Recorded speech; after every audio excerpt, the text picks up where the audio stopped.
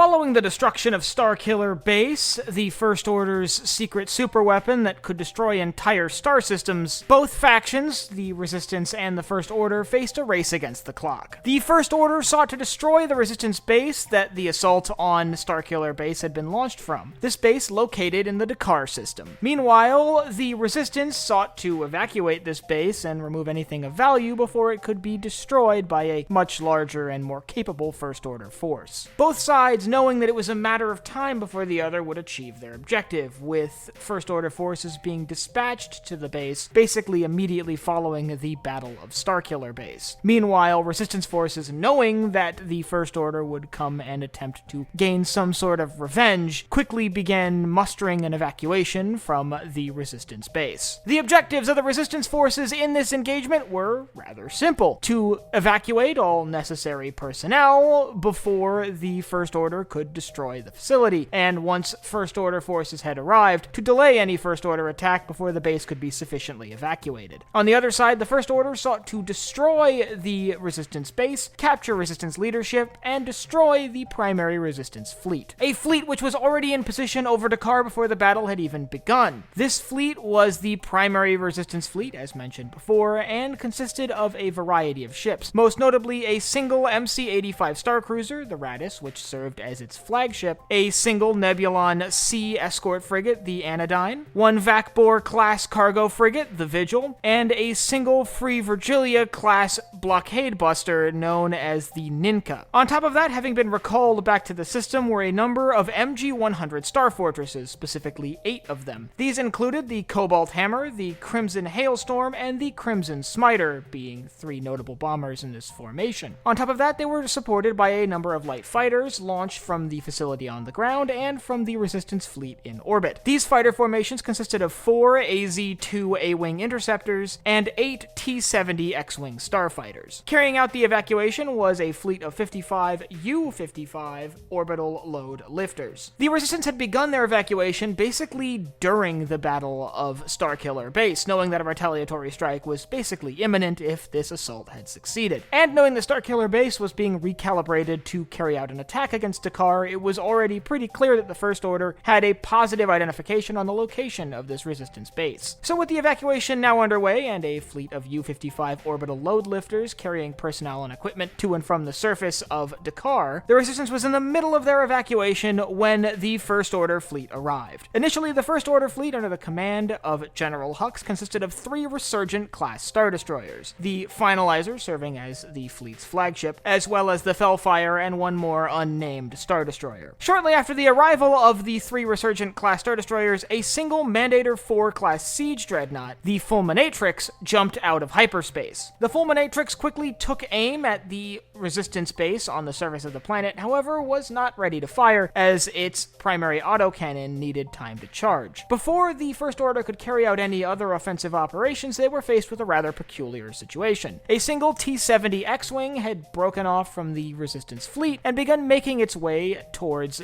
the First Order forces. Before they could really even figure out what was going on, they were being hailed by the pilot of this lone X-Wing, Poe Dameron, who began mocking General Hux, commander of the First Order forces there, an operation that was intended to stall the First Order forces long enough for him to get close enough to the First Order fleet to carry out an assault. Once his X-Wing had fully charged an auxiliary engine that had been attached to the aft of the vessel, it was used to boost the X-Wing into attack range with the Dreadnought. As Poe Dameron's X-Wing began sweeping in, doing low passes along the surface of the Dreadnought with the intention of taking out the surface cannons ahead of a bombing raid, the autocannons on the Fulminatrix were fired on the base on Dakar. Luckily, at this point, many of the survivors had already been evacuated and only minimal casualties were incurred from this strike. With the destruction of the base at the hands of the Fulminatrix's autocannons, the evacuation came to an abrupt end, with the last of the U-55 transports now making their way into orbit. With the base on Dakar destroyed, the Fulminatrix's autocannons were recalibrated and retargeted to fire on the Resistance fleet. They began the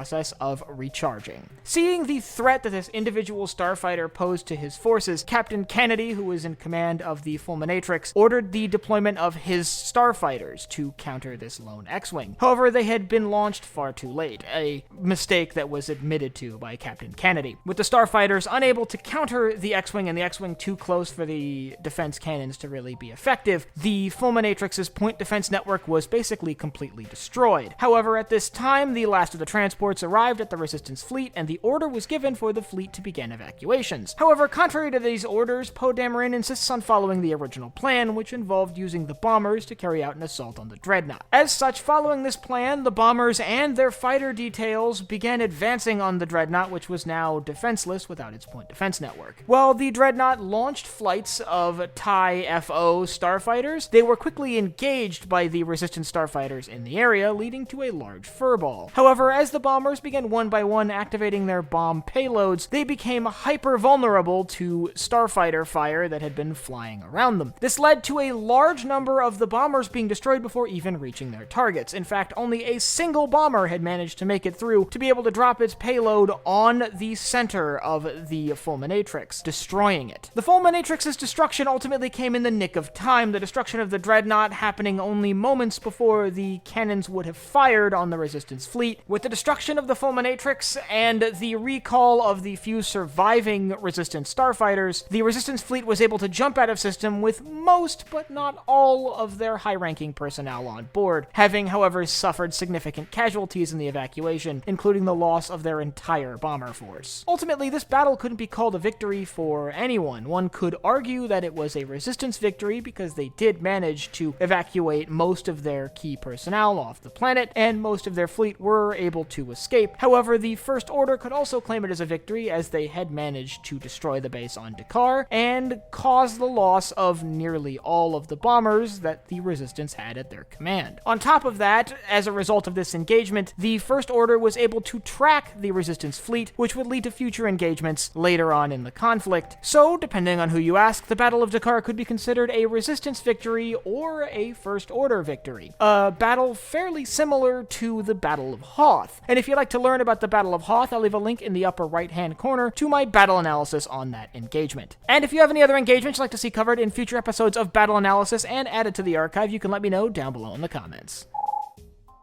Last but not least, if you enjoyed this video, head down below, hit the like button, the subscribe button, and the bell icon so you get notified when I upload new videos. So for Sci-Fi Deep Dive, I'm Colin, and I will see you next time.